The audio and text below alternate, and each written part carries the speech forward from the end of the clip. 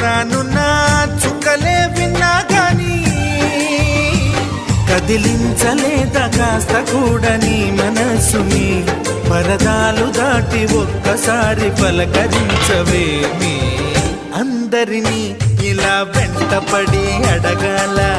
సరదాగా నువ్వే ఎదురైతే సరిపోదా నిద్రపోతున్న రాత్రి నడిగా గుటికి చేరిన గువ్వల నడిగా